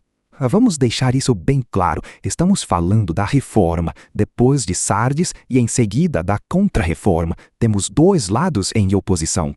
Qual é a principal questão entre a reforma e a contra-reforma? A justiça pela fé. Esse é o centro de toda a questão. Foi isso que Martinho Lutero descobriu, foi isso que os primeiros reformadores compreenderam. E é exatamente isso que Sardes agora luta para preservar, o que resta e está para morrer, porque a contra-reforma já estava ganhando força. E a verdade presente para nós é que o remanescente também enfrenta esse mesmo ataque. Precisamos da fé de Jesus. E o que Apocalipse diz sobre os 144.000 guardam os mandamentos de Deus e a fé de Jesus? É disso que trata a justiça pela fé. Se Sardes não avançar para a experiência de Filadélfia, acabará voltando para a Babilônia. E é por isso que as três últimas igrejas estão intimamente ligadas. Embora estudemos Sardes agora, Filadélfia e Laodiceia se sobrepõem em muitos aspectos. Essas igrejas não são apenas períodos históricos definidos por datas como 1565 ou 1844. Elas também descrevem a experiência espiritual do povo de Deus. Antes de 1844, muitos que estavam em Sardes passaram a crer na breve volta de Cristo. Eles deixaram a experiência de Sardes e entraram na experiência de Filadélfia. Por isso, compreender essas três últimas igrejas é essencial. Hoje vivemos no período de Laodiceia, e Laodiceia precisa olhar para as 6 igrejas anteriores para viver a experiência necessária e estar preparada para a volta de Cristo. Filadélfia representou um período de grande luz, mas quando chegamos a Laodiceia, a pergunta é: depois de receber tanta luz, em que condição ela se encontra? Ainda vamos estudar isso, mas menciono esse ponto agora porque todas essas igrejas convergem na experiência de Laodiceia. Para estar preparada, Laodiceia precisa olhar para as 6 igrejas anteriores e passar pela experiência espiritual que cada uma delas representa. Tudo faz perfeito sentido quando você olha pela perspectiva correta. O próximo ponto do problema é que Cristo diz: não tenho encontrado as tuas obras perfeitas diante de Deus. Para explicar isso, eu quero recorrer a uma declaração muito clara de Jesus em Mateus 5,48. Sede vós perfeitos como perfeito é vosso Pai que está nos céus. Ok. Aqui encontramos essa palavra que muitos consideram tão perigosa, perfeito, e eu digo isso com um certo sarcasmo porque eu não considero essa palavra perigosa. O verdadeiro perigo está em compreendê-la da maneira errada, e isso naturalmente também faz parte da influência da Contra-Reforma. No grego, a palavra perfeito significa simplesmente completo no caráter. Esse é o sentido da palavra. Deixe-me fazer uma pergunta: Deus é o único ser sem pecado em todo o universo? No mundo caído, Jesus foi o único ser sem pecado, mas nos mundos não caídos e no céu, certamente não. Todo o exército celestial e todos os mundos que não caíram compartilham o mesmo caráter de Deus. Eles vivem em harmonia com sua lei, porque o pecado é a transgressão da lei, e a transgressão da lei resulta em morte. Portanto, em um mundo que nunca caiu, não pode haver pecado. Assim, a resposta é não. Ok, então, como Deus cria suas criaturas? Deus cria sem pecado. Deus não cria o pecado é rebelião. Quando pensamos em perfeição, estamos falando de ser completo no caráter moral, completo no desenvolvimento do caráter. É isso que a palavra significa. Ela se refere ao processo da salvação, por meio do qual Deus está restaurando o seu povo. Poderíamos dizer tornando-o novamente um com ele. É disso que trata a expiação. Esse é o processo da salvação revelado no santuário. É isso que está em foco aqui. Dizer que não podemos ser perfeitos em Cristo é na prática dizer que os anjos e os mundos não caídos também não podem refletir o caráter de Deus. Na verdade, trata-se simplesmente da plenitude de Deus sendo expressa por meio da sua criação. Portanto, nem sequer é a nossa perfeição. E penso que é justamente aí que está a dificuldade. Jesus disse, sede perfeitos como perfeito é o vosso Pai. E também está escrito, ninguém é bom senão um, que é Deus. Assim, essa perfeição é um reflexo da perfeição de Deus. Não é algo produzido por nossas próprias obras, como se nós mesmos criássemos essa perfeição. Creio que essa é uma distinção que muitas pessoas deixam de perceber. No estado final do povo de Deus, representado pelos 144 mil, o ser humano se torna um reflexo perfeito do seu Criador. Portanto, ele reflete a perfeição de Deus, não produz uma perfeição própria. Espero que isso faça sentido. Exato, refletir o caráter de Deus é refletir a sua perfeição. Por isso, a palavra perfeito acaba sendo tão carregada de mal-entendidos. Isso é uma pena, porque quando a entendemos à luz do grande conflito, tudo faz sentido. Afinal, você não gostaria de estar defendendo o mesmo argumento de Satanás, gostaria? Não. Agora vejamos a fé que uma vez por todas foi entregue aos santos. Judas 1, verso 24 diz, ora, aquele que é poderoso para vos guardar de tropeçar e para vos apresentar irrepreensíveis com alegria diante da sua glória. O problema é que acostumamos a separar o caráter da vitória sobre o pecado. Não percebemos que vencer o pecado é, na verdade, receber o caráter de Deus. É disso que se trata. Trata-se da transformação do caráter, da conversão, de escolher servir a Deus por amor. Quando a verdade conquista a vontade, ela se manifesta na vida. É isso que a graça realmente faz. No centro da justiça pela fé está o Salmo 138, verso 8. O Senhor aperfeiçoará o que me diz respeito. Sim, o Senhor fará isso, mas observe o texto, porque não significa simplesmente ficar passivo, como se você fosse ao dentista, recebesse uma anestesia e Deus fizesse todo o trabalho sozinho. Não. Você precisa participar desse processo. A palavra hebraica 1584 significa levar à conclusão ou completar. Assim, o Senhor aperfeiçoará o que me diz respeito. A tua misericórdia, Senhor, dura para sempre. Não desampares as obras das tuas mãos. Deus deseja que vivamos a experiência de sua atuação em nossa vida. E isso acontece pela fé.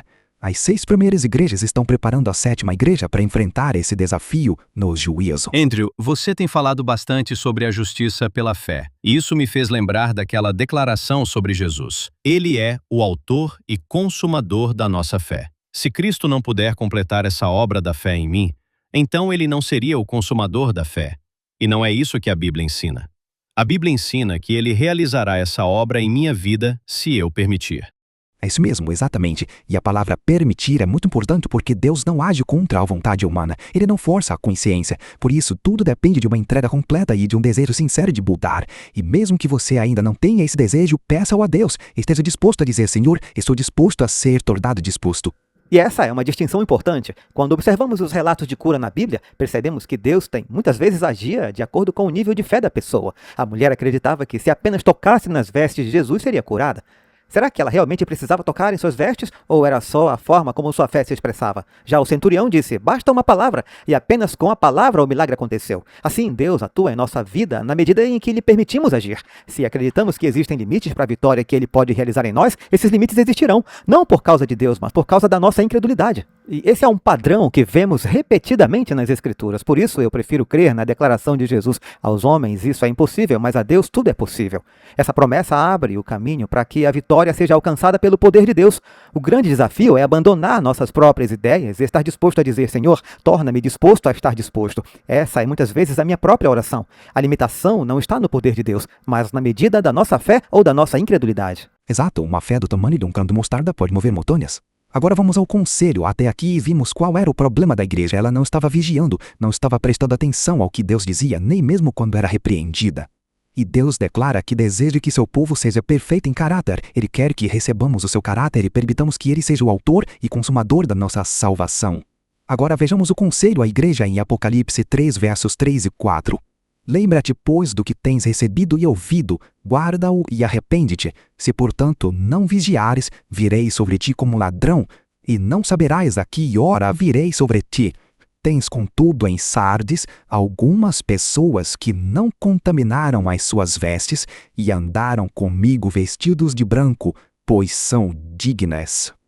Nós já vimos o que eles haviam recebido. Receberam a mensagem da justiça pela fé, e aquilo que restava dessa verdade estava prestes a morrer. Era isso que deveriam lembrar, guardar firmemente e conservar. Agora precisavam arrepender-se, mas afinal, ao que deveriam permanecer fiéis?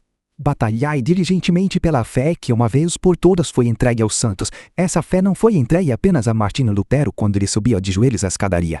Ela foi entregue aos primeiros discípulos que ouviram as palavras de Cristo. Na verdade, ela remonta ao próprio jardim do Éden quando foi oferecido o sacrifício do cordeiro. É a mesma mensagem desde o princípio. Judas também declara que Deus é poderoso para vos guardar de tropeçar e para vos apresentar irrepreensíveis. Guardar-vos de tropeçar refere-se à santificação, irrepreensíveis refere-se à justificação. Cristo pode apresentá-lo como se nunca tivesse pecado porque morreu pelos seus pecados, pagou a sua culpa e a apagou. E também é poderoso para guardá-lo de cair, realizando em sua vida a obra de santificação.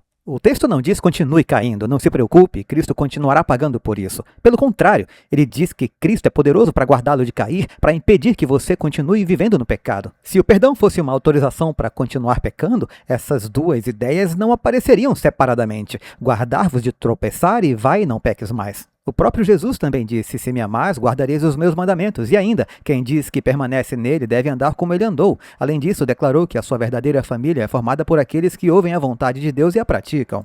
Essa prática faz parte da experiência de ser guardado do pecado. Quanto mais contemplamos a Cristo, mais somos transformados à sua semelhança. Tudo isso forma um conjunto harmonioso. Entretanto, segundo o argumento apresentado, isso entra em conflito com uma corrente do evangelicalismo contemporâneo que estaria no extremo oposto do catolicismo romano. Enquanto o catolicismo enfatizaria as obras como meio de alcançar a salvação, essa corrente enfatizaria que tudo foi resolvido na cruz e que, por isso, não importa como a pessoa viva. Exatamente, você acaba caindo em um extremo ou no outro. Assim, a verdade presente para Sardes é que precisamos voltar atrás. Precisamos restaurar o verdadeiro significado do Evangelho da Graça. Precisamos compreender o que realmente é essa graça. Ela não envolve apenas a justificação, inclui também a santificação. Na verdade, a Bíblia dá mais ênfase à santificação do que à justificação. Não porque a justificação não seja importante, mas porque a santificação traz consigo o poder de transformar a vida e não apenas de apagar os pecados. Agora vamos falar sobre o arrependimento. O próprio Jesus disse em Mateus 4,17: Arrependei-vos, foi assim que encontrei essa ligação. Parti de Apocalipse 3,3, onde Cristo diz à igreja, arrepende-te. Então fui aos evangelhos, onde o próprio Jesus também diz, arrependei-vos porque o reino dos céus está próximo. Aqui o arrependimento nos conecta à pregação da segunda vinda. O texto diz claramente, o reino dos céus está próximo. Quando estudamos Sardes, algo importante começa a acontecer. Muitos associam a mensagem do juízo apenas à Laodiceia, mas ela já começa a aparecer em Sardes. Sardes já recebe uma advertência sobre o juízo que se aproxima. Pois Cristo declara, se não vigiares, virei sobre ti como ladrão, e não saberás a que hora virei sobre ti. E o que significa Cristo vir como um ladrão? Em Mateus 24, 43 ou 44 diz, se o pai de família soubesse a que hora viria o ladrão, vigiaria e não deixaria arrombar a sua casa. Por isso estai vós também preparados, porque o Filho do Homem virá a hora em que não penseis. A ideia é ser surpreendido sem estar preparado. Não haverá mais tempo para arrependimento. Será tarde demais para voltar atrás quando o juízo vier na hora em que ninguém espera. Assim, a igreja de Sardes já está recebendo uma mensagem de advertência sobre o juízo que se aproxima. E isso se harmoniza perfeitamente com a próxima igreja, a Filadélfia, e com a experiência que ela viverá. Tudo está organizado de forma extraordinária, mas poucos percebem que as 7 igrejas formam uma única linha do tempo, contínua e sem interrupções. Isso por si só já é um grande tesouro. Muitos tentam entender o significado das 7 igrejas e para onde tudo isso aponta. E veremos que grande parte da mensagem de Filadélfia está ligada ao juízo, especialmente ao juízo investigativo. Filadélfia vai surpreender vocês. Estamos ansiosos para chegar a esse assunto, mas já em Sardes vemos os primeiros sinais dessa mensagem do juízo. Imagine que o rei da Inglaterra fosse visitar a sua casa no dia seguinte, você limparia a casa, vestiria sua melhor roupa e se prepararia para recebê-lo. A ideia é a mesma. Estamos nos preparando para um reino onde não existe pecado, e isso envolve arrependimento. Vivemos num mundo marcado pelo pecado, por isso, o arrependimento, a preparação para a segunda vinda e a realidade do juízo caminham juntos. Tudo isso já havia sido ensinado nas parábolas de Jesus.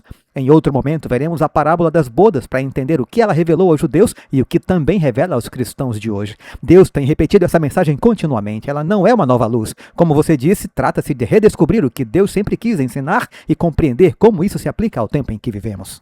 Exatamente. Vamos acrescentar outro texto sobre essa ideia de Cristo vir como um ladrão. Sabemos que isso se refere ao juízo que surpreenderá muitos quando já será tarde demais. Em 1 Tessalonicenses 4:5 lemos: Mas vós, irmãos, não estáis em trevas para que esse dia vos apanhe como ladrão, porque todos vós sois filhos da luz e filhos do dia. Sardes, vocês são filhos da luz, são filhos da reforma.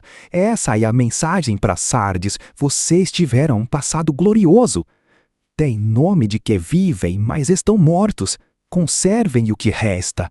Fortaleçam aquilo que está prestes a morrer. E o que era isso? A justiça pela fé. A grande luz redescoberta na reforma. Vocês não deveriam estar em trevas para que esse dia os surpreendesse. Uma luz ainda maior seria revelada à igreja seguinte, Filadélfia, e Deus está preparando Sardes para recebê-la. O texto também diz que há alguns nomes, aqui diz alguns nomes, ou seja, existe um remanescente fiel. Essa também é uma verdade presente, sempre haverá um remanescente. Na segunda parte de Apocalipse 3, verso 4, lemos: Não contaminaram as suas vestes e andaram comigo de branco. Mas o que representam essas vestes? Vamos olhar para Judas 1:23. Que aliás é a mesma passagem de onde tiramos: Uma vez por todas foi entregue aos santos, e aquele que é poderoso para vos guardar de tropeçar, para vos apresentar irrepreensíveis. Vamos voltar ao versículo 23. Salvem outros ainda, mostre misericórdia com temor, odiando até a roupa contaminada pela carne. As vestes estão ligadas à salvação. Mas o que significa uma veste contaminada pela carne?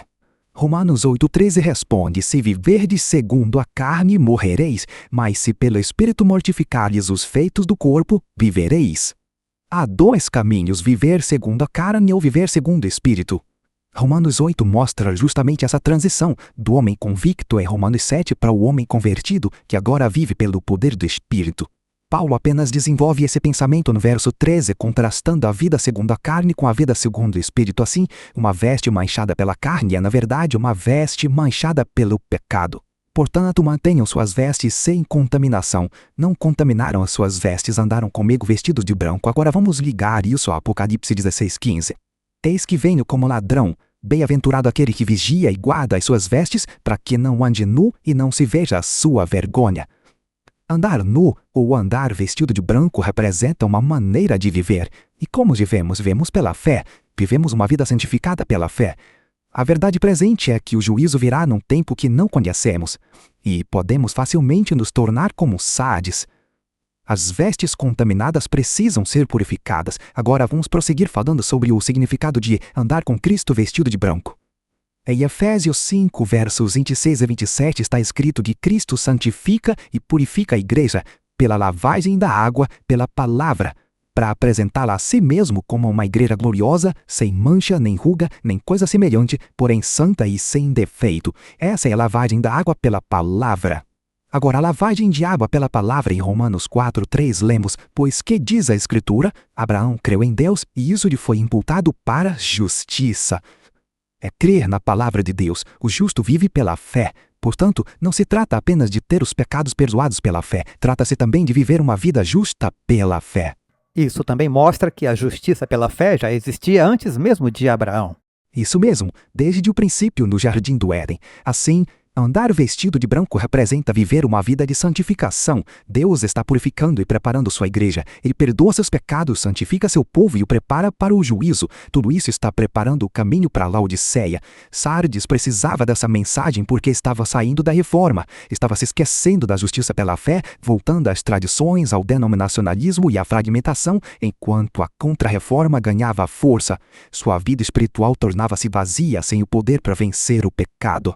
Mas havia alguns nomes que não contaminaram suas vestes e continuavam andando de branco. Esses poucos conservaram a verdade e formaram o núcleo da igreja de Filadélfia. Foram as sementes da verdade que se reuniram especialmente nos Estados Unidos no movimento Millerita. Embora o estudo de Daniel 8,14 tenha surgido em várias partes do mundo, foi nos Estados Unidos, graças à liberdade religiosa e de consciência, que essas verdades puderam ser reunidas. Esses são os poucos que permaneceram fiéis em Sardes e deram origem à experiência da igreja de Filadélfia.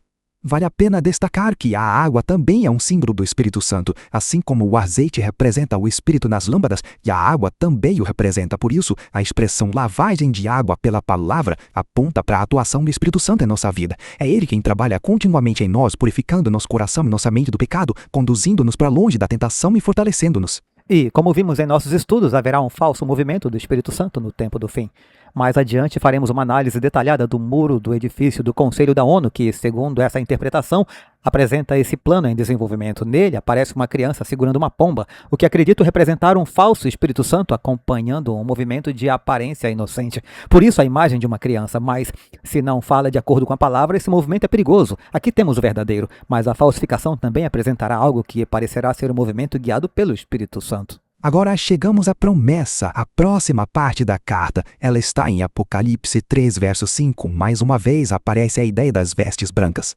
O vencedor será assim vestido de vestes brancas. De modo nenhum apagarei o seu nome do livro da vida. Pelo contrário, confessarei o seu nome diante do meu Pai e diante dos seus anjos. Nas 7 cartas, a promessa da vida eterna está sempre ligada à vitória. A vida eterna é prometida aos que vencem. A vida eterna é prometida aos que vencem. Agora, voltemos ao Antigo Testamento para entender o simbolismo do branco. Em Levítico 13:13 está escrito: o sacerdote o examinará. Se a lepra cobriu toda a sua carne, declará-lo-á limpo. Tornou-se toda branca. Está limpo. O branco representa a purificação. Ele será vestido com roupas limpas, será declarado limpo, foi lavado, purificado, preparado. Por isso será vestido de branco e seu nome não será apagado do livro da vida. Assim, a obra do sumo sacerdote no santuário celestial está diretamente ligada à nossa experiência de santificação. A santificação não é uma obra realizada por nós mesmos, ela acontece em união com Jesus Cristo. É isso que o sacerdote simboliza. Ele declara limpo aquele que foi purificado, assim como acontecia no Antigo Testamento, acontece também no antítipo, na realidade no plano da salvação. Cristo é quem opera em nós como nosso sumo sacerdote. É Ele quem nos declara limpos, nos torna brancos e nos veste com vestes brancas que representam sua própria justiça. É o processo de nos restaurar ao estado original da criação, refletindo novamente a imagem de Deus. Portanto, vencer é a obra de Cristo conosco e em nós, é a santificação. Outro texto que fala das vestes brancas está em Apocalipse 19, verso 8. Foi-lhe dado vestir-se de linho finíssimo, puro e branco, porque o linho finíssimo são os atos de justiça dos santos. Observe que o texto não diz que o linho representa a justiça de Deus, ele diz que representa a justiça dos santos. Quer dizer, se o plano da salvação está realmente operando, seus resultados precisam aparecer na vida daqueles em quem Deus está trabalhando, ou seja, a salvação transforma a pessoa. Não existe salvação sem conversão. Sem conversão, a pessoa continua em rebelião. E quem permanece em rebelião não pode entrar no céu. Foi a rebelião que expulsou Satanás do céu e levou Adão e Eva a saírem do jardim do Éden. Por isso, precisa haver uma mudança de vida. É nesse sentido que o texto afirma que o linho fino representa a justiça dos santos. Deus voltou a habitar plenamente em seu povo, como acontecia na criação. Agora vejamos uma terceira referência às vestes brancas no céu. Pois esse é o ponto em que estamos concentrando a nossa atenção. Temos aqui a promessa do céu, da vida eterna e também os salvos vestidos de branco. Em Apocalipse 7:9 lemos: depois destas coisas vi, e eis grande multidão que ninguém podia contar, de todas as nações, tribos, povos e línguas, em pé diante do trono e diante do Cordeiro, vestido de vestes brancas e com palmas nas mãos. Sabe o que as palmas representam nas culturas antigas? Não. Vitória. As palmas eram um símbolo de vitória. No domingo de Ramos, quando Cristo entrou em Jerusalém montando no jumentinho e o povo agitava a rama de palmeira, eles representavam vitória. A ênfase. Qual a ênfase na Bíblia? A vitória na santificação, a transformação do coração. Deus perdoa o pecado e isso está resolvido. Mas qual é o próximo passo? A mudança do coração que acompanha esse perdão. Foi por isso que Jesus disse à mulher apanhada em adultério: vai e não peques mais. Cristo já venceu o mundo, portanto, a questão não é mais provar a eficácia da cruz em si, a questão é a eficácia da cruz na nossa vida. Jesus já demonstrou que é o sacrifício perfeito. Agora ele demonstra seu poder para salvar o ser humano do pecado. Depois da vitória da cruz, os 2000 anos retratados no Apocalipse mostram Cristo conduzindo sua igreja através de 7 períodos, preparando-a para o apagamento dos pecados, para permanecer com ele vestida de branco e ser justa como ele é justo. Não é isso que 1 João 3, versos 2 e 3 afirma? Concentrar-se apenas na justificação é algo atraente porque, assim, nunca precisamos ouvir sobre a nossa participação na santificação. Precisamos voltar a nossa atenção para a transformação da vida. Precisamos compreender que Deus deseja que abandonemos os nossos pecados. Vamos falar agora sobre o apagamento, pois Cristo diz: de modo nenhum apagarei o seu nome do livro da vida. Em Êxodo 32, 33, o Senhor disse: aquele que pecar contra mim, a esse riscarei do meu livro. Pecar não é vencer, e Apocalipse 21, 27 declara: nela jamais entrará coisa alguma contaminada, nem o que pratica abominação ou mentira, mas somente os inscritos no livro da vida do Cordeiro.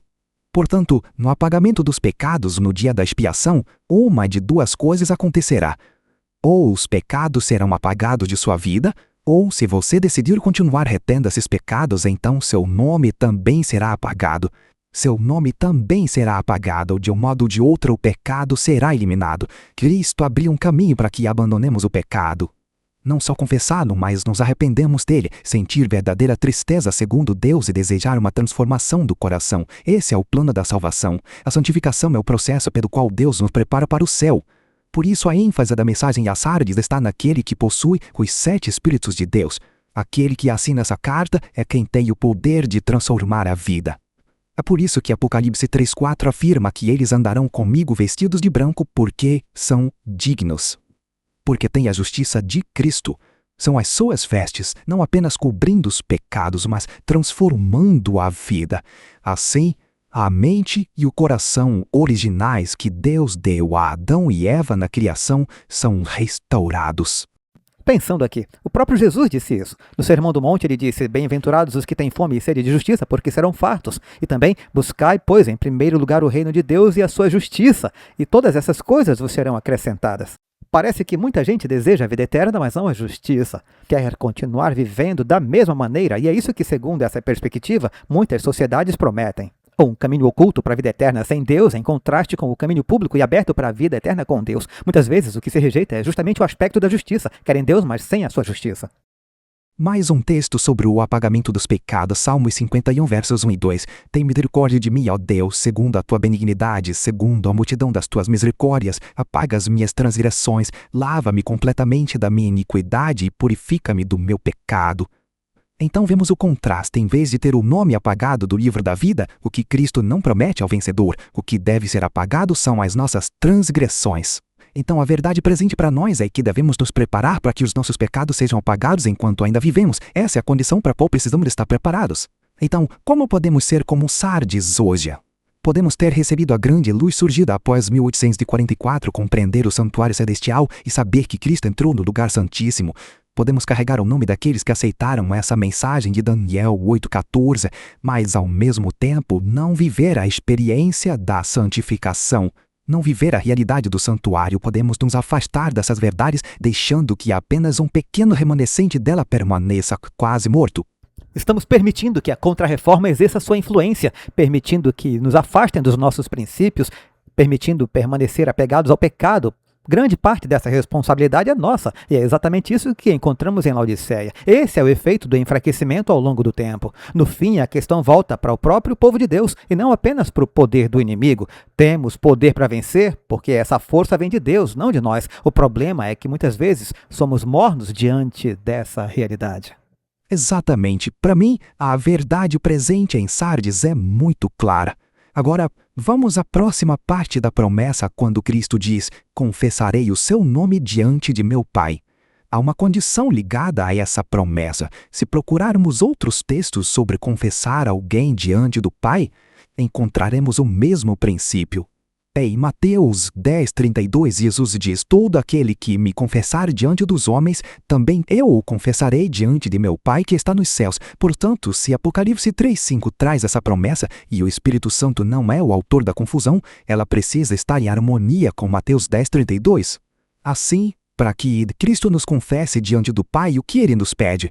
Que o confessemos diante dos homens. Em Lucas 12:8, ele acrescenta: todo aquele que me confessar diante dos homens, também o Filho do Homem o confessará diante dos anjos de Deus. Então, veja, eu usei 2 versos, Mateus 10:32 e Lucas 12:8, justamente para mostrar como essa promessa é ampliada. Todos os livros da Bíblia convergem para o Apocalipse, e para compreender o Apocalipse é preciso estudar as Escrituras linha sobre linha. Você percorre toda a Bíblia, de Gênesis até os livros que antecedem o Apocalipse, encontrando partes que se unem. O livro de Apocalipse simplesmente reúne todas elas em um único quadro. Então, o que significa confessar a Cristo diante dos homens? Observe que Cristo menciona 2 passagens. Ao dizer diante de meu Pai e diante dos seus anjos, ele está reunindo 2 textos diferentes para enfatizar uma mesma condição. Confessar a Cristo diante dos homens, para nós, isso significa evangelismo. Essa é uma das condições ligadas à promessa. E qual é a verdade presente para nós? Não recebemos justamente a missão de proclamar ao mundo as 3 mensagens angélicas? Exatamente, e devemos ser testemunhas vivas. Muitas pessoas perguntam qual é o sentido da vida. O sentido da vida é ser uma testemunha viva do Deus vivo, é contar o que ele fez em sua vida e compartilhar as verdades que nos permite compreender em sua palavra, incluindo as 3 mensagens angélicas. Esse é o verdadeiro propósito da vida, ser uma testemunha viva de Deus. Então, como confessamos? Isso é maravilhoso. Aqui diz em Mateus 12:34, a boca fala do que está cheio o coração. A boca fala do que está cheio o coração. Se devemos confessá-lo diante dos homens, de onde isso precisa vir? Do coração. É do coração. 1 Coríntios 13:1 diz: ainda que eu fale as línguas dos homens e dos anjos, se não tiver amor, serei como o bronze que soa ou como o símbolo que retine. Jesus precisa habitar no coração. É por isso que ele se apresenta como aquele que possui os 7 Espíritos de Deus. Ele quer que o candelabro seja cheio do óleo e do fogo do Espírito Santo. Essa é a mensagem de Cristo para Sardes, trazer a igreja de volta à vida. A palavra caridade ou amor significa profundo amor e benevolência para com o próximo. É possuir o amor de Cristo no coração.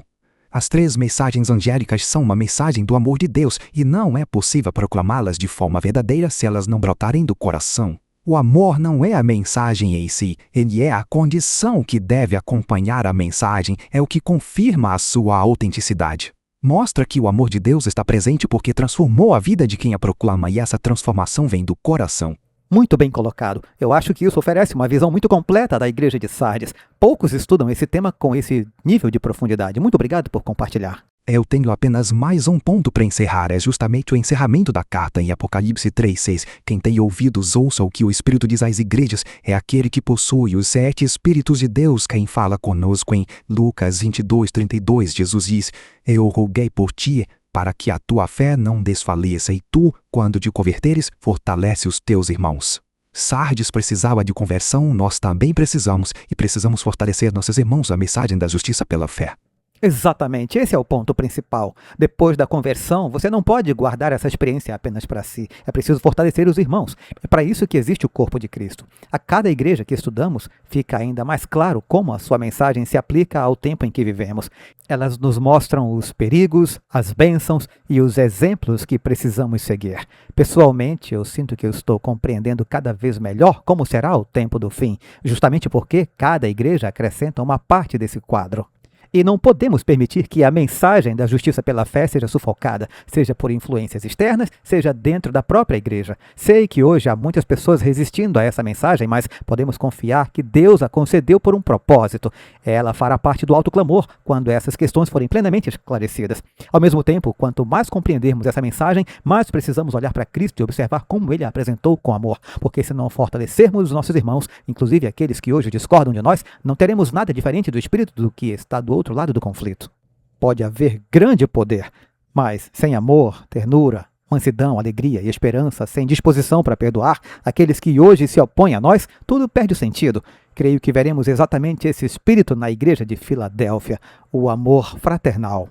Sardes é uma igreja em apostasia e uma igreja que se afasta da verdade acaba por fim voltando para Roma. Foi exatamente isso que aconteceu ao final do período representado por Sardes. Aqueles que não avançaram para a experiência de Filadélfia acabaram retrocedendo. Ao rejeitarem a primeira, a segunda e depois a terceira mensagem angélica, a igreja de Sardes tornou-se aquilo que a Bíblia descreve como as igrejas caídas.